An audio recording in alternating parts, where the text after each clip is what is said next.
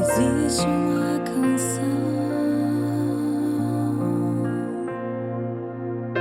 que tu amas ouvir, bem mais que instrumento. O nosso amigo, querido pastor Cote, queria que você desse uma salva de palmas.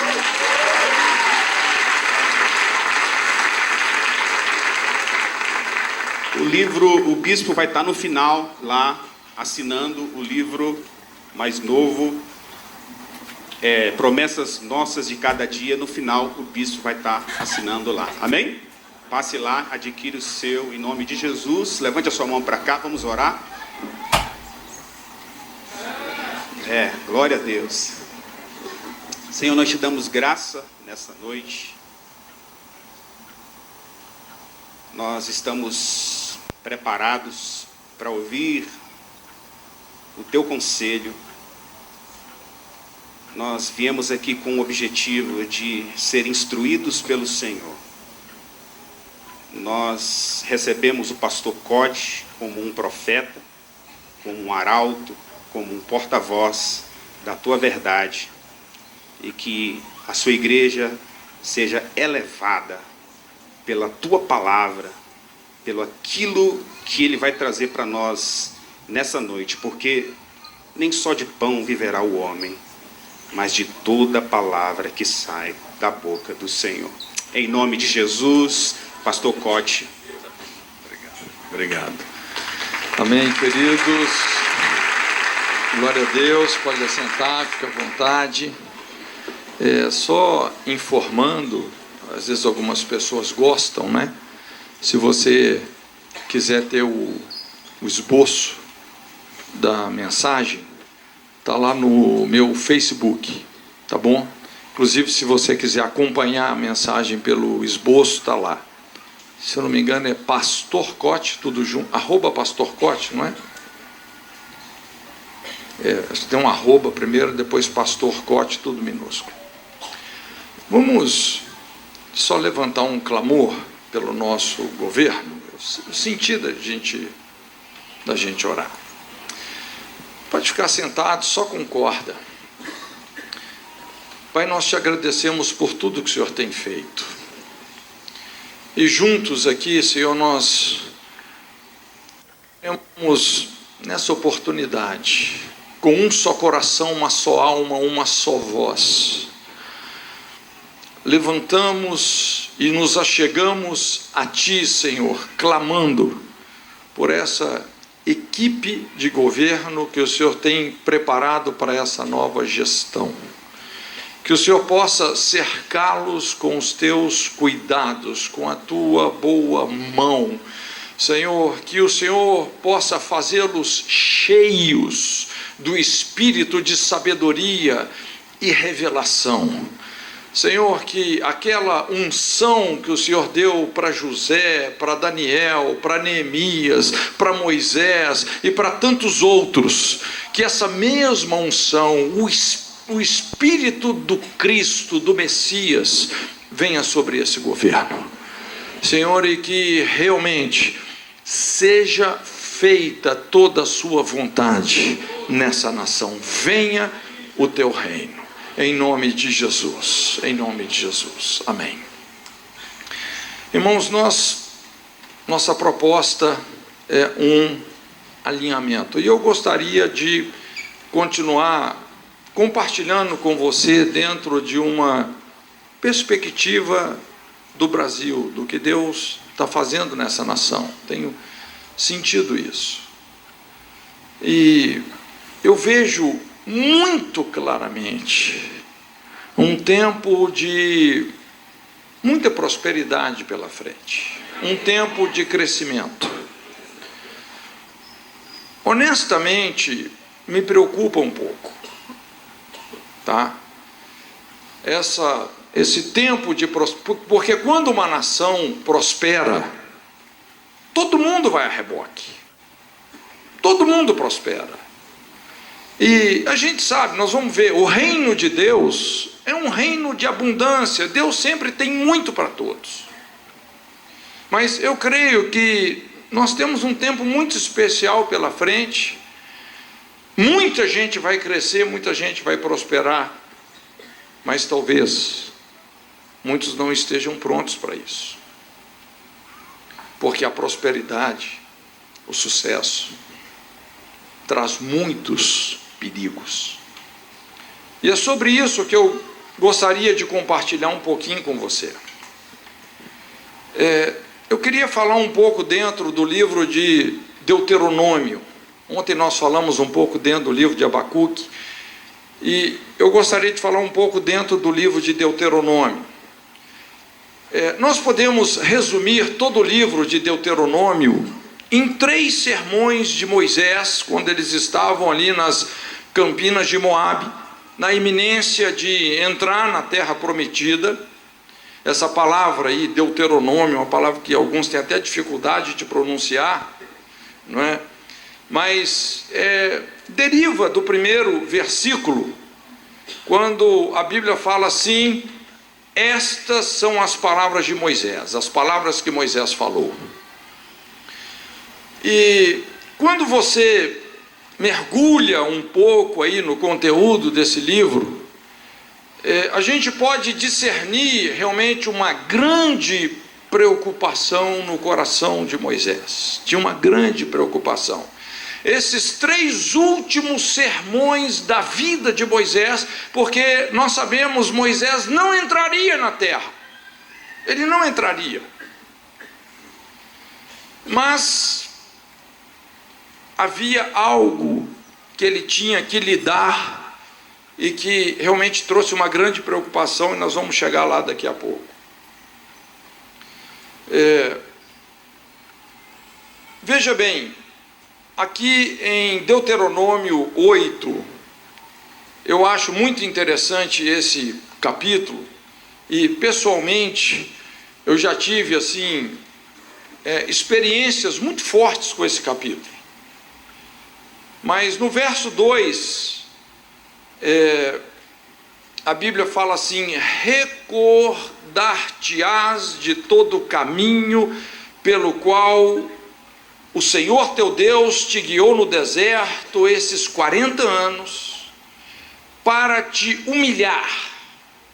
A palavra aqui tem muito a ver com afligir, humilhar. Fala assim: para te provar. Na concordância Strong tem esse sentido de analisar, testar, revelar uma coisa que ainda não está evidente. E fala assim: para saber o que estava no teu coração, se guardarias ou não os seus mandamentos. Esse versículo eu acho muito interessante. Veja bem que todo esse processo de Deus com o povo ali no deserto, que inclusive acabou se estendendo bastante, poderia ter sido em torno de 2 anos, mas acabou se estendendo para praticamente 40 anos.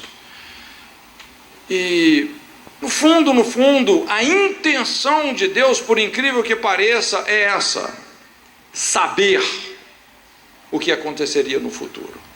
Isso pode soar estranho para muitos de nós, mas, sei lá, é o que a Bíblia está dizendo. Essa palavra saber é isso, é perceber, ver, descobrir, discernir, não é? Saber por experiência. Então, como é que Deus antevê o futuro? Como é que Deus sabe o futuro? Ele prova o nosso caráter. O nosso futuro começa na maneira como nós respondemos às provas de Deus. Eu preciso te dizer isso, que a nossa vida cristã é pontuada por muitas provas. Nós não podemos criar a expectativa de uma vida espiritual esvaziada de provas. A vida espiritual é feita de muitos Getsêmanes, muitos calvários. Eu sei que é difícil dar um amém para isso, mas eu preciso te dizer como as coisas funcionam. E aqui fala então sobre esse aspecto contundente da prova, a humilhação. Humilhação. A maneira como você lida com a humilhação revela se você está disposto ou não a guardar os mandamentos de Deus. Então tem um processo de Deus aqui nesse capítulo. Uma escola do caráter. O deserto. Te humilhou, te deixou ter fome, e fala assim, te sustentou com um maná que tu não conhecias. Eu sempre, quando leio esse capítulo, eu estava dizendo, isso me remete assim a memórias lá atrás. Eu lembro quando tivemos no meu chamado missionário, estava me formando em engenharia, e de repente fomos começar uma base missionária lá em Curitiba. Éramos, no início lá, talvez umas 30 pessoas morando numa mesma casa, uma comunidade. Olha, eu não tenho como, assim, explicar isso, senão muita inconsequência santa. A gente era inconsequente demais, porque a gente vivia lá nessa comunidade, não sabia de onde havia o nosso sustento, a gente só sabia que ia vir, não é? Mas eu lembro que teve uma época que Deus me deu essa palavra e eu falei assim para o pessoal, gente, prepara aí, aperta o cinto, porque eu acho que Deus vai mexer no nosso estômago. E realmente nós passamos por uma crise assim, muito grande, em termos de sustento, de finanças. Mas apesar dessa crise, honestamente, eu nunca fui tão realizado na minha vida. Tão realizado. Eu normalmente acordava assim, 5 da manhã, no período de meditação até meio-dia. Quando tinha comida, a gente comia. Se não tinha, depois a gente saía para o evangelismo. À noite, implantando uma igreja. Então, o nosso dia era isso. E realmente, as coisas, começou aquela escassez. Não é? Eu me lembro, eu tinha um companheiro de oração, e esse querido irmão, ele não era sanguíneo, ele é hemorrágico. Pensa num cara empolgado. Gente, naquela época, assim, nós nos convertemos no calor de um avivamento. Eu não tenho outra palavra para dizer. A gente era muito empolgante, muito empolgado com Deus. E esse rapaz estava estudando a história do David Brenner, que morreu aos 27 anos. Então ele era muito engraçado. Ele chegava no espelho assim, porque ele jejuava dias a fio, né? E ele falava assim, eu tenho que me consumir para Deus, né? Ele era muito engraçado. Mas a gente começava a orar, eu e ele, tinha uma lavanderia lá embaixo. Aí eu orava, não é? Aí era a vez dele. Aí ele começava a orar, e ele orando, aí ele envermelhava e desmaiava. Aí, porque, assim, essa época, honestamente, eu lembro, nós ficamos, assim, pelo menos uns 2, 3 meses, a gente não sabia o que era ter um bife. Então, uma magrela mesmo. As meninas, eu lembro que nem dinheiro para desodorante tinha. Tinha uma irmãzinha, o desodorante dela era o limão. Então ela guardava o desodorante na geladeira. E de repente o limão sumiu. Falou, gente, quem pegou o meu desodorante? Aí o Otávio, eu não sabia, fez uma limonada. Rapaz, eram uns negócios meio doidos, né? Mas foi um tempo realmente que Deus abalou tanto, assim, foi tão profundo conosco, e eu vi que quando a gente passou por essa prova toda, foi impressionante como as coisas começaram a se desenvolver e desdobrar dentro do propósito que Deus tinha para a gente. A partir daí, inclusive, Deus, de uma maneira sobrenatural, nos deu o terreno que a gente já vinha orando há um bom tempo. Coisas tremendas começaram a acontecer. Aqui fala assim, te sustentou com um maná que tu não conhecias. A gente tinha experiências, eu me lembro, um pastor de uma igreja lá que a gente ajudava, e Deus falando com esse pastor: faz uma compra e leva lá para o pessoal. E ele ficou incomodado com isso, mas falou: não, mas puxa, fazer uma compra, acho que eles vão se sentir assim, como é que fala? Constrangidos. E Deus falando alguns dias, ele não aguentou. Eu lembro que ele tinha uma daquelas caravan, lembra? Caravan, né? Rapaz, mas ele encheu essa caravan dele de compra. Eu lembro que ele bateu na nossa porta lá e falou: olha, gente, vocês não acham ruim não, mas olha, tem não sei quantos dias que o Espírito Santo está falando comigo, faz uma compra e leva lá. Eu não aguentei, eu tive que trazer aqui. Quando a gente viu aquilo, aleluia, até carne tinha.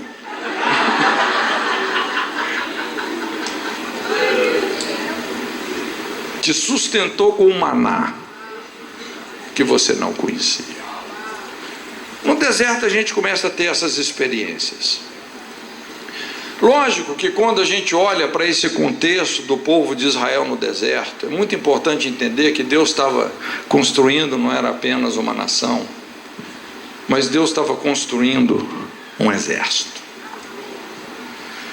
E um exército, obviamente, ele precisa de treinamentos muito mais rigorosos, muito mais rigorosos. Eu creio que Deus, hoje, tem levantado algumas igrejas para ser muito mais do que uma igreja, mas ser um exército. Eu creio que a CN é uma dessas igrejas. Então isso tudo que eu estou falando é investimento, não é? Mas veja bem que Deus então, Moisés fala em Deuteronômio 8, provei, humilhei, para poder conhecer o coração de vocês, se vocês guardariam ou não os meus mandamentos. E de repente então, quando chega lá no capítulo 31, lá na frente, apesar das advertências, veja só o resultado. Disse o Senhor a Moisés: eis que estás para dormir com os teus pais, né? Você vai morrer, e esse povo se levantará, se prostituirá, indo após deuses estranhos na terra, para cujo meio vai, e me deixará e anulará a aliança que fiz com ele. E ele, depois mais na frente, ele explica melhor, ele fala: quando eu tiver introduzido o meu povo na terra que mana leite e mel, a qual sob juramento prometi a seus pais, e tendo ele comido e se fartado, engordado, e houver tornado a outros deuses, os houver servido e me irritado e anulado a minha aliança. E quando Deus fala isso, o contexto que ele está dizendo, ele fala assim: porquanto conheço os desígnios que hoje estão formulando, antes que o introduza na terra que sob juramento prometi. Deixa eu tentar traduzir aqui o drama de Moisés. Porque Moisés, em Deuteronômio, que é esse fechamento final, esse resumo de toda a história, Moisés tenta explicar para eles todo esse processo lá no deserto, como Deus estava tentando fundamentar um caráter fiel, obediente. Mas depois de todo esse esforço que Deus fez para com aquele povo, Deus chega numa conclusão e ele fala: olha, depois de ter provado, depois de ter tratado em vocês, depois de todo o esforço que eu fiz, agora eu sei o que vai acontecer. Vocês vão entrar nessa terra, porque eu jurei que vocês entrariam. Vocês vão possuir essa terra, vocês vão prosperar nessa terra, vocês vão engordar e vão se esquecer de mim. Vocês vão se esquecer de mim. vocês vão dar as costas. Mas a gente sabe que esse tipo de profecia é para ser frustrada. E Moisés está tentando ainda demover o coração do povo dessa tragédia. Então ele faz esses 3 últimos sermões. Mas infelizmente, o que Moisés preveu acabou acontecendo. Então veja bem, Deus tem muitas maneiras de prever o nosso futuro, mas a mais presente nas Escrituras é nos provando. Você pode observar. Como é que Deus conhece o futuro? Nos provando. Então nós precisamos de estar mais atentos a determinadas circunstâncias da vida. Deus está tentando elaborar melhor o nosso destino. Então não conspire contra isso. Discirna as provas de Deus, não se auto-sabote. Entenda as provas de Deus, o que Deus, como Ele está escavando esses alicerces na sua vida. Toda profecia é uma possibilidade de futuro, que inclusive pode e deve ser alterada. Bênção e maldição sempre são condicionais, sempre tem esse artigo condicional.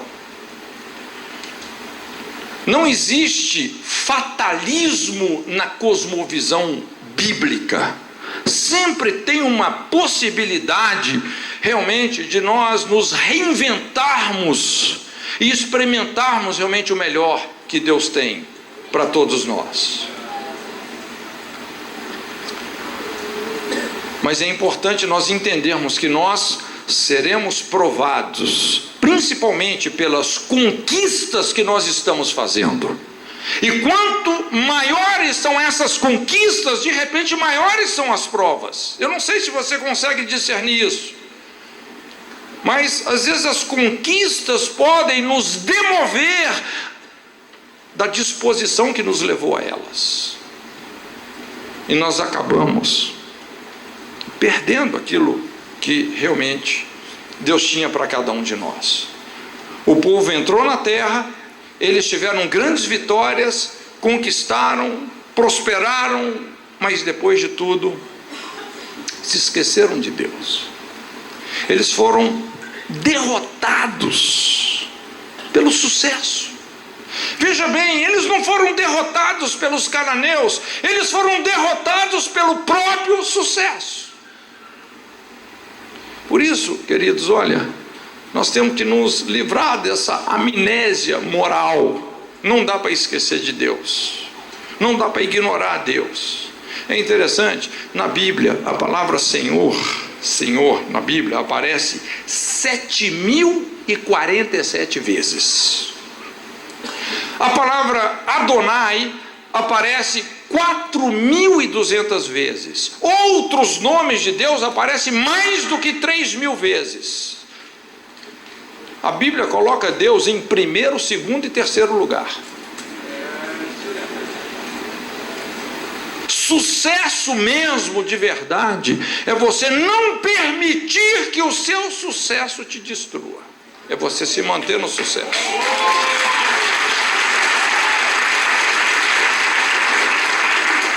Israel prosperou tanto que acabou se esquecendo de Deus. Lúcifer tornou-se tão sábio e formoso, aferidor da medida, que se esqueceu que não existe mais alto do que o Altíssimo. Foi levado ao inferno. O rei de Tiro prosperou tanto no seu comércio que ele se esqueceu que Deus julgaria a sua corrupção. Nabucodonosor se esqueceu que os céus reinam, e fora Deus quem tinha dado a ele todos os reinos. Ficou pastando 7 anos ao relento. O rei Dário se esqueceu do zelo de Deus, do Deus de Israel, pelos utensílios da sua casa. Uma mão escreveu a sua sentença na parede da festa. Saul se esqueceu que precisava agradar a Deus e não ao povo. A unção divina o abandonou. Um espírito maligno passou a atormentá-lo. Herodes se esqueceu que era homem, quis ser Deus. Morreu comido por vermes. Pessoas que se esqueceram de Deus. Não dá para se esquecer de Deus. Honestamente, como eu disse, o meu sentimento, e quando eu digo isso, eu digo no espírito, é que nós conquistamos a terra. Nós conquistamos grande parte dos céus dessa nação. Tem uma conquista sobre os céus dessa nação. E o que está acontecendo na política só é, vamos dizer, um reflexo, na verdade, do que Deus está fazendo na igreja e através da igreja. Deus entregou os inimigos às suas próprias maldades e corrupção. É impressionante.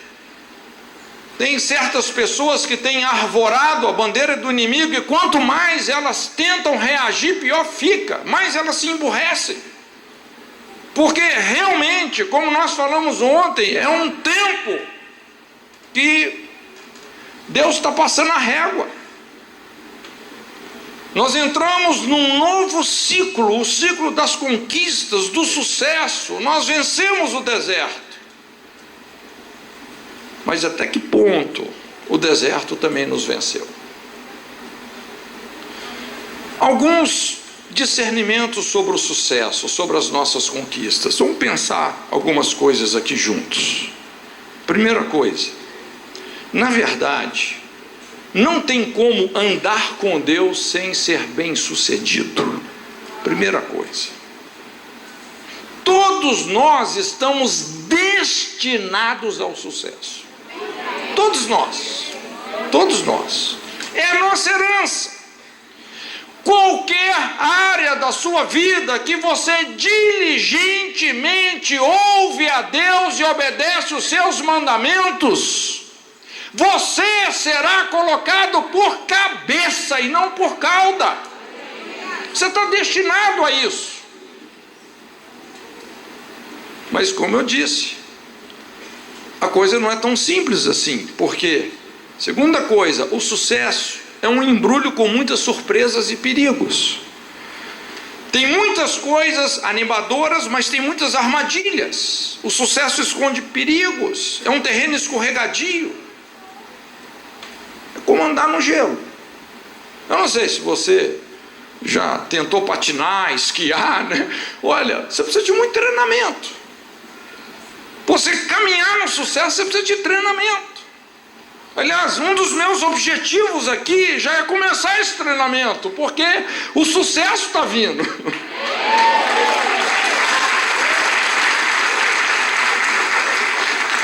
Terceira coisa é que o sucesso é um aliado que pode se voltar contra você a qualquer momento. Se o seu sucesso crescer mais que o seu caráter, você vai se autossabotar. É o princípio do fogo amigo. Você pensa que está vencendo o inimigo, mas está matando a si mesmo. Se o seu sucesso crescer mais do que o seu caráter, vai ter problema. Quarta coisa, sucesso exige crescimento, maturidade. Ontem nós falamos, gente, Deus não está nesse negócio de te fazer feliz, Ele está nesse negócio de te fazer crescer. Você se tornar uma pessoa madura. Sua vida espiritual precisa de ser maior que o seu sucesso. Sua vida espiritual precisa ser muito maior do que o seu dinheiro, do que os seus bens. Honestamente, se você está impressionado com o carro que você tem, se você impressiona mais com um bem que você tem do que com o favor de Deus, não é bom sinal, não. Então isso significa que nós não podemos nos acomodar. Qual que é o maior perigo do sucesso? Comodismo. Você lembra o pecado de Sodoma? Fartura de pão, próspera tranquilidade, mas não esforçou a mão do pobre e do necessitado. Acomodou. E comodismo nos coloca em descendência espiritual, a rota da queda, tudo que para cai. Gravidade é uma lei, não tem jeito. Por isso, quando você crescer muito, não se acomode. O maior perigo do sucesso é o comodismo. Talvez, de repente, Deus vai te levar para uma outra fase, não é? Discirna essa nova fase. E a quinta coisa aqui sobre o sucesso: nós precisamos ser treinados a lidar com o sucesso. Esse campo de treinamento é o deserto. Se não aprender a viver no deserto, Canaã vai te devorar, não é? Você vai ser vítima do sucesso. Seu futuro estará em risco. Deixa eu compartilhar também de maneira bem rápida e objetiva as características da corrupção do sucesso. Como é que você sabe que realmente o nosso sucesso está nos levando a uma corrupção? Primeira coisa, vanglória. Orgulho quer aprovação dos outros, mas o que importa mesmo é a aprovação de Deus. Não é verdade? A questão não é o que os outros estão pensando de nós. O que Deus pensa de mim? Não é? O esquecimento de Deus, a amnésia moral, a ingratidão, o desprezo a Deus, o não reconhecimento de Deus, não é? A vanglória. Então, isso é um mau sinal. Isso demonstra corrupção. Segunda coisa, a superficialidade espiritual. Não se contente com uma vida espiritual rasa. Que você faça parte realmente dessa geração que diligentemente busca a face de Deus. O véu já foi rasgado de alto a baixo. Não costure esse véu. Crescimento espiritual é a melhor receita para as nossas feridas, para as nossas imaturidades espirituais. Cresça. Às vezes a pessoa negligencia o seu desempenho mediante as provas de Deus, e com isso vem aquela coisa da fama, né? Que pode gerar uma dependência de uma falsa aparência. Essa carência do sucesso, pessoas que se impressionam com o que os outros estão pensando, começa a ter mais regras do que inovação, e tudo isso, na verdade, vem da superficialidade espiritual. Terceira coisa é esse desequilíbrio entre deveres e privilégios. Isso é um perigo. A pessoa começa a pensar que as regras não se aplicam mais a ela. Muitas vezes, muitas exigências. Algo que eu aprendi muito cedo é que quanto menos você exige privilégios, tanto mais você desfruta deles. É impressionante. Quanto mais você libera, você entrega, você está disposto, é impressionante como o melhor sempre vai acontecendo. Quarta coisa, superioridade em relação aos outros. Quer crescer? Antes de orar pelo seu ministério, ore pelo crescimento do corpo, não é? A superioridade peca contra o discernimento do corpo de Cristo, peca contra a diversidade.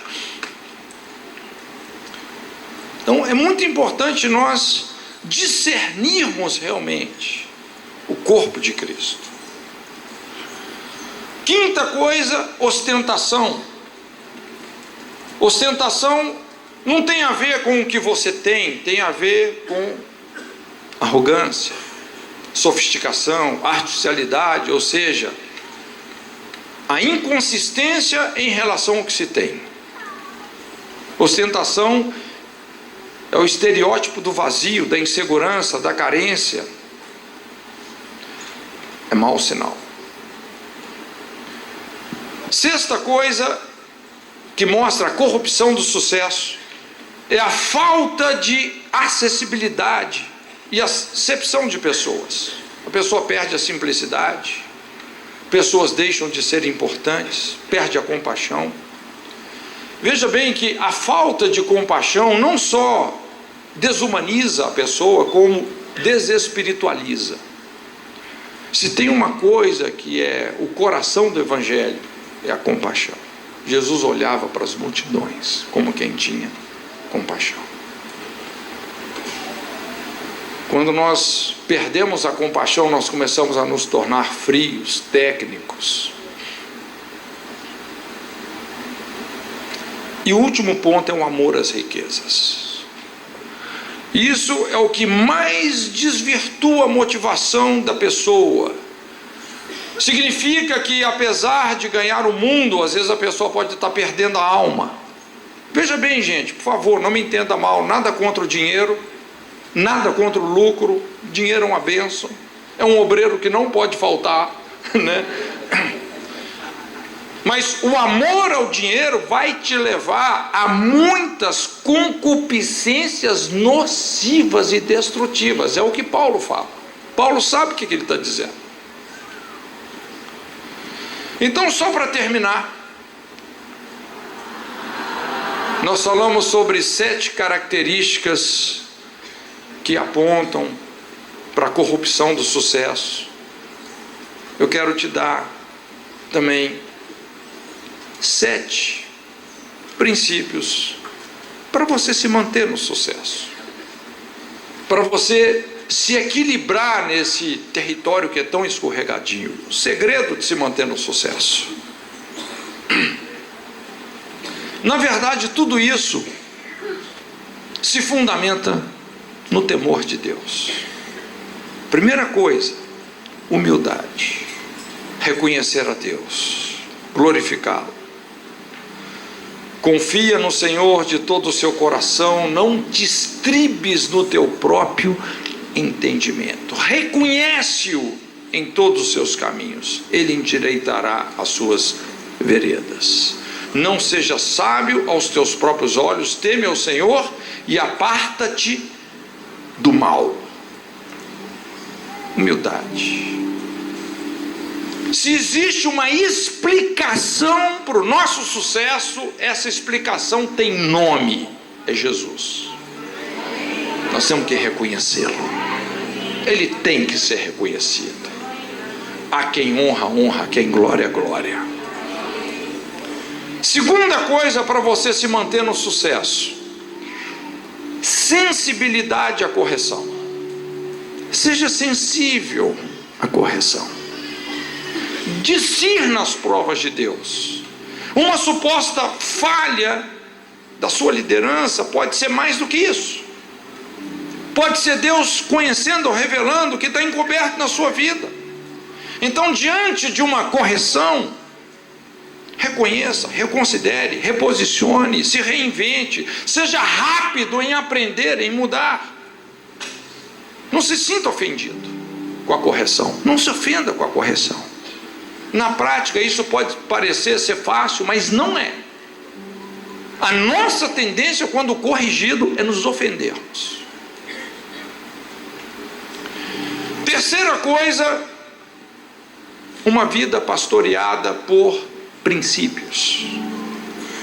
Gente, é muito importante, lógico, o princípio da liderança, da submissão aos nossos líderes. É muito bom promessas, o exercício dos dons, o desempenho ministerial, o sucesso profissional, mas no final de tudo a nossa vida depende de como nos relacionamos com os princípios de Deus. E se você aprender as regras do jogo, discernir as leis que governam o mundo moral, os princípios eternos que não envelhecem, não se desgastam, e você se submeter a eles, uma vida pastoreada pelos princípios de Deus, isso te mantém no sucesso.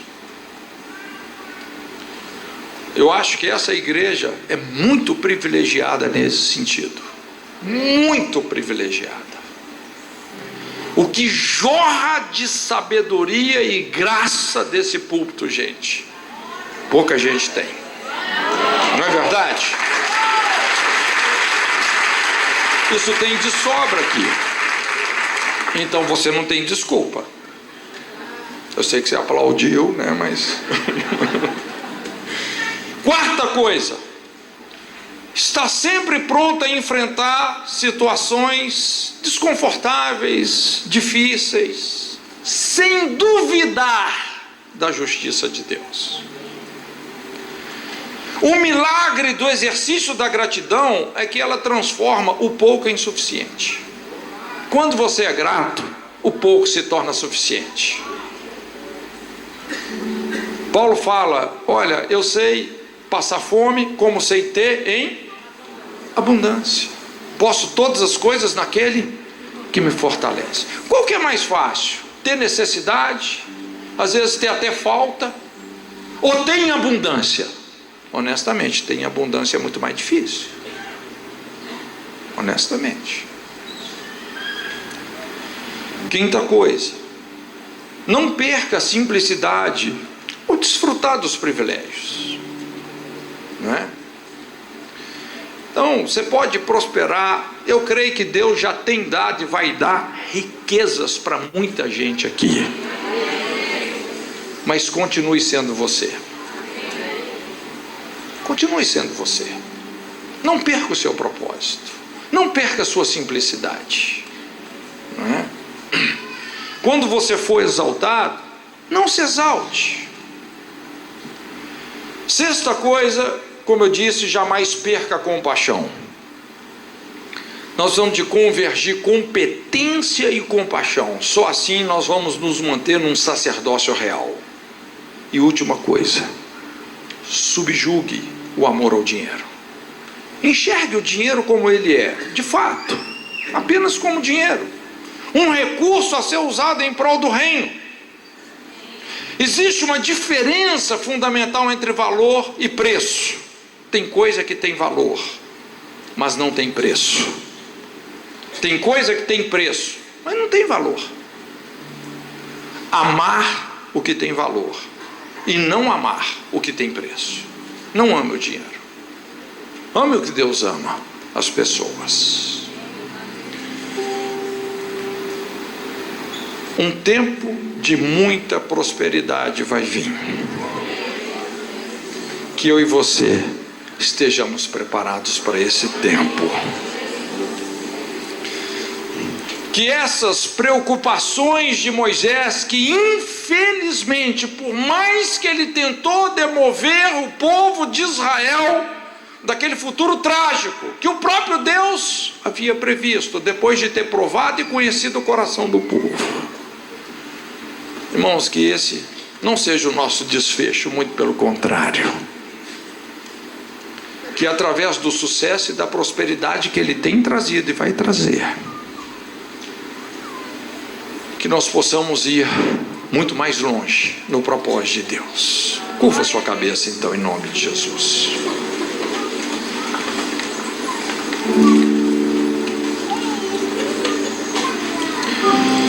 Senhor, nós te invocamos neste lugar. O Senhor conhece o nosso coração. O Senhor nos sonda.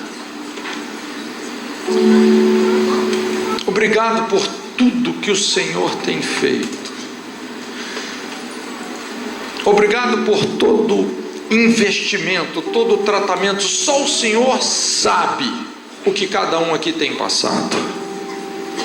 Tantas histórias lindas, tantas trajetórias lindas, e muitos de nós às vezes não temos nem noção do quanto nós estamos prontos para o futuro que vai vir. Outros talvez precisam de aprofundar os seus alicerces, mas nós te invocamos sobre as nossas vidas. Que o Senhor possa contar conosco naquilo que o Senhor está fazendo nessa nação, Senhor, e no nome de Jesus te invocamos, Senhor, sobre esse novo período de governo. Te agradeço até pelas oposições, que antes do governo começar já são tantas oposições. Senhor, isso é tão bom, essas oposições, porque Isso vai garantir a austeridade do governo. Isso ajuda o governo a se manter austero. Senhor, aquilo que o Senhor está fazendo no Brasil, que não seja frustrado. Que o Senhor realmente continue fundamentando a sua igreja, trazendo para essa equipe de governo as pessoas certas. Traz as pessoas certas como o Senhor já tem feito. Obrigado por cada um desses ministros que o Senhor tem escolhido. Obrigado porque tantos deles temem profundamente ao Senhor. E como igreja, nós queremos abençoá-los. E nós dizemos: bendito seja o Brasil. Nós colocamos os nossos pés espiritualmente sobre o Monte Gerizim e nós abençoamos essa nação, nós abençoamos esse novo governo, nós abençoamos a sua igreja. Senhor, nós declaramos que os seus propósitos vão prevalecer nessa nação, que assim como as águas cobrem um mar, que toda essa terra se encherá do conhecimento da sua glória, e o Cordeiro de Deus que foi morto e reviveu vai receber toda a honra, toda a glória e toda a adoração, em nome de Jesus, em nome de Jesus.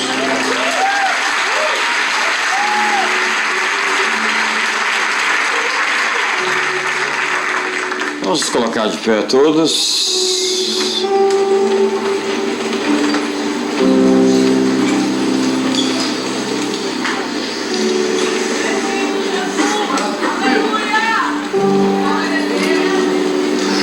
Quando os exércitos, as legiões romanas vinham vencedoras de guerras, havia um escravo romano atrás dos generais gritando: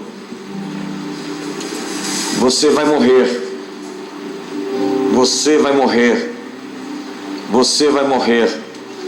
Eles chamavam isso de um código chamado momento mori. Era para que os generais não fossem cegos pela glória, cegos pela glória. A Bíblia diz que se as suas riquezas se multiplicam, não ponha nelas o seu coração. A Bíblia diz no texto de Deuteronômio 8 a seguinte mensagem: eu prometo que vou abençoar você, mas depois de abençoado, não se esqueça de onde vem a sua riqueza.